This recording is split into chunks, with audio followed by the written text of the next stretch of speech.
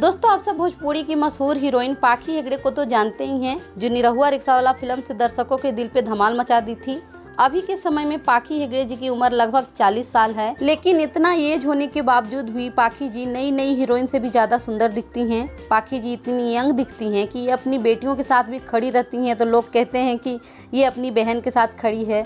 अभी हाल ही में जब पाखी जी ने इस फोटो को सोशल मीडिया पर शेयर किया, तो कुछ फैंस ने तो कहा कि ये फिल्टर और मेकअप का कमाल है, तो कुछ फैंस ने तो कहा कि कंप्यूटर ग्राफिक के मदद से पाखी जी इतनी यंग दिख रही हैं। हालांकि ये बात सच भी है। ये फोटो कैमरा से खींचा हुआ है और ये फोटो मोबाइल से खींचा हुआ है। दोनों फोटो में काफ़ी अंतर है। भले ही फोटो कंप्यूटर से खींचा गया हो, लेकिन पाखी जी रियल लाइफ में भी अपने आप को काफ़ी हेल्दी और फिट रखती हैं।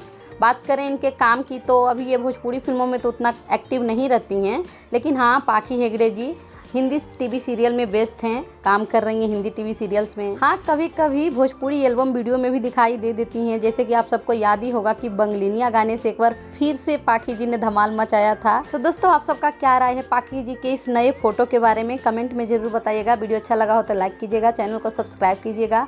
मिलेंगे अगले वीडियो में, तब तक के लिए thank you for watching. Bye bye, take care.